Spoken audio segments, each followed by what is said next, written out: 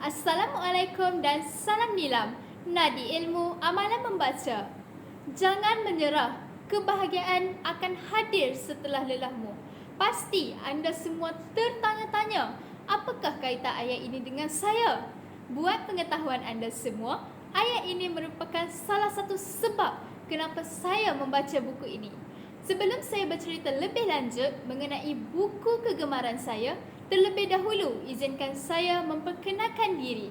Nama saya Umi Maizara binti Abdul Razak, murid tingkatan 4 di SMK Bengkalan Lebaiman. Pada hari ini, saya ingin membuat sedikit ulasan mengenai sebuah buku yang dekat di hati saya, iaitu Tenang Kamu Mampu. Buku ini telah ditulis oleh salah seorang penulis tersohor di Malaysia yang bernama Hana Dahlia. Nama penulis ini juga membawa maksud yang sangat indah, iaitu Hana membawa maksud kebahagiaan, manakala Dahlia merupakan nama sejenis bunga.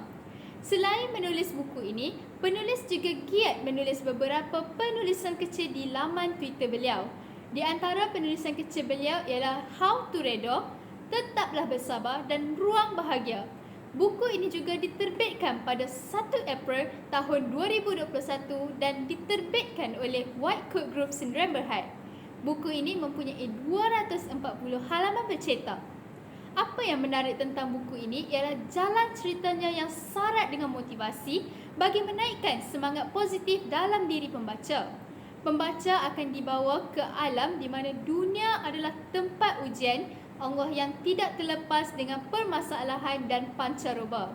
Meskipun kadang-kala kita tidak akan tertanggung dengan ujian Allah ini, tetapi haruslah kita mempercayai bahawa Allah tidak akan membebani hamba-Nya, melainkan cabaran itu mampu dilawani oleh hamba-Nya.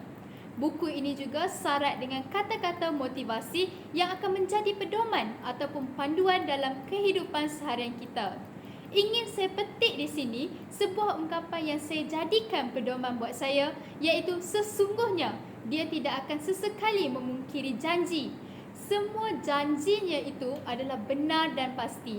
Maka terangilah, katakan pada diri, tenang, kamu mampu. Saya percaya kata-kata ini akan menaikkan semangat saya ketika melalui ujian, terutamanya di fasa remaja ini. Antara yang menarik tentang buku ini ialah kulit buku ini sendiri, di mana ia merupakan kulit buku yang kalis air dan mampu disimpan bagi tempoh masa yang lama. Buku ini ringan dan senang dibawa ke mana sahaja. Di samping itu, buku ini juga menggunakan kertas yang berkualiti tinggi serta bertema kain klasik. Penggunaan bahasa yang mudah, ringkas dan senang difahami akan menarik minat remaja seperti saya untuk membaca buku ini.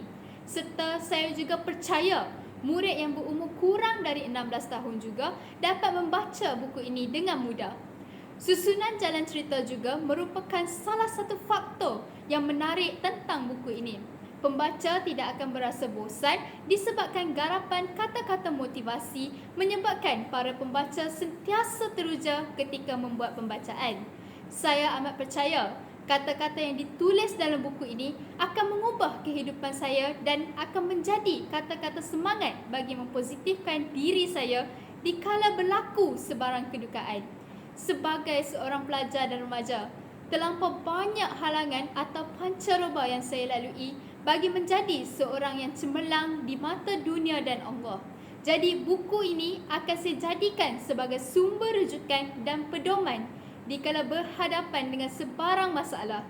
Setelah membuat pembacaan, saya yakin hidup bukan sekadar hidup. Maka janganlah kita biarkan peristiwa yang terjadi dalam kehidupan ini berlalu begitu sahaja tanpa meninggalkan sebarang makna.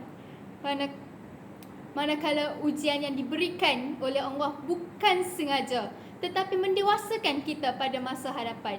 Inilah antara pengajaran yang menjadi impak kepada perubahan diri saya serta mematangkan diri saya sendiri.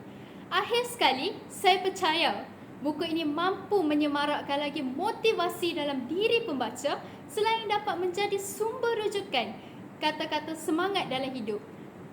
Akhir kata dari saya, masalah bukanlah tanda untuk berhenti. Ia adalah petunjuk. Dipetik oleh Robert H. Schuller. Sekian, terima kasih.